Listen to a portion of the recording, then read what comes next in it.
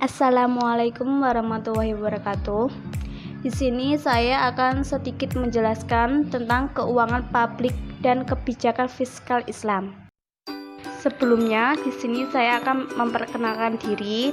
Nama saya Maslahah Lailatul Muna, NIM 33020190002, Prodi Hukum Ekonomi Syariah. Baiklah, di sini saya akan memaparkan indikator-indikator pembahasan, yaitu yang pertama, sejarah keuangan publik, kedua, karakteristik keuangan publik, ketiga, instrumen pembiayaan publik, yang keempat, kebijakan dan instrumen fiskal pemerintahan Islam. Selanjutnya, saya akan menjelaskan materi pertama. Yang pertama, sejarah keuangan publik. Dilihat dari lembaga keuangan di masa Rasulullah SAW, sebelum Muhammad diangkat sebagai Rasul, dalam masyarakat jahiliyah sudah terdapat sebuah lembaga politik semacam Dewan Perwakilan Rakyat untuk ukuran masa itu yang disebut Darun Nadwah. Ketika beliau hijrah ke Madinah, maka yang pertama kali didirikan Rasulullah adalah masjid yang bernama Masjid Quba. Pendirian lembaga dilanjutkan dengan penerbitan pasar. Rasulullah diriwayatkan menolak membentuk pasar yang baru yang khusus untuk kaum muslimin, karena pasar merupakan suatu yang alamiah dan harus berjalan dengan sunatullah. Berikutnya ada sumber utama keuangan negara. Pada masa-masa awal Rasulullah membangun negara Madinah, kas keuangan negara hampir tidak ada, dan hampir seluruh orang yang bekerja tanpa menerima upah. Tentara pada zaman Rasul belum ada yang formal atau memiliki upah yang tetap seperti halnya sekarang, tetapi mereka diperbolehkan mendapatkan bagian dari rampasan perang.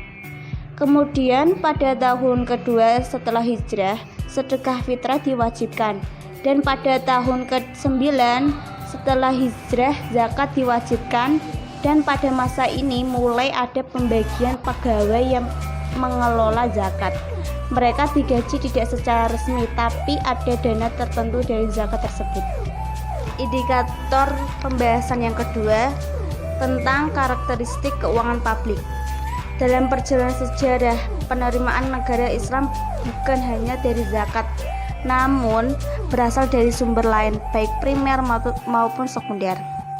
Dalam sejarah Islam, pungutan yang diwajibkan oleh pemerintah selain zakat dan kharaj disebut daribah.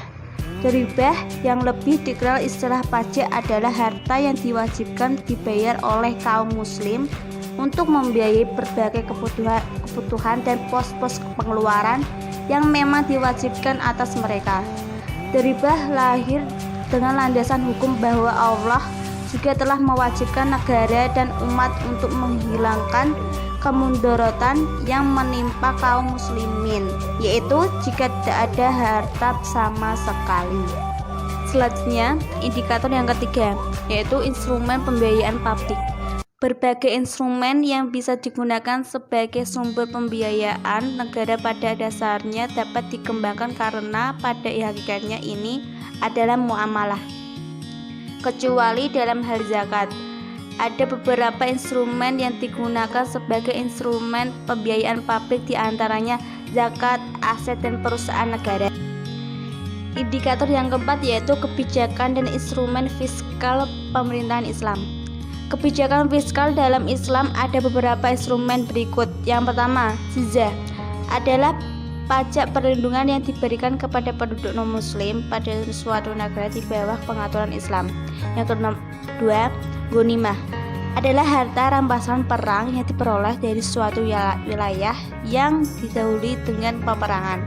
Yang ketiga yaitu fai, yakni harta rampasan perang yang diperoleh dari suatu wilayah tanpa melalui peperangan, artinya penduduk kabur, tidak mengadakan perlawanan atau terjadinya kesepakatan damai.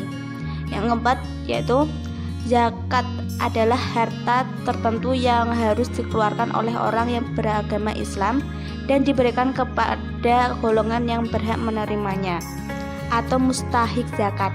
Selanjutnya yang nomor 5 yaitu urs, merupakan pajak yang harus dibayar oleh para pedagang muslim maupun non muslim atau dikenal dengan bea cukai.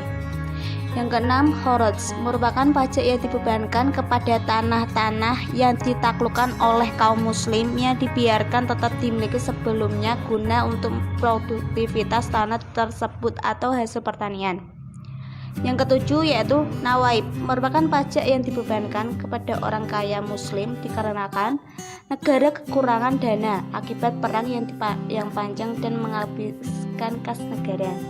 Yang terakhir 8 yaitu amwal, fahla, berasal dari harta kaum muslim yang meninggalkan tanpa ahli waris atau berasal dari barang-barang seorang muslim yang meninggalkan negerinya.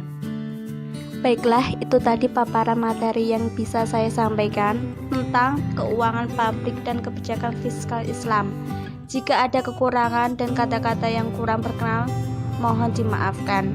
Dan semoga materi yang saya sampaikan bisa bermanfaat bagi kita semua, terutama bagi para pembaca. Terima kasih. Wassalamualaikum warahmatullahi wabarakatuh.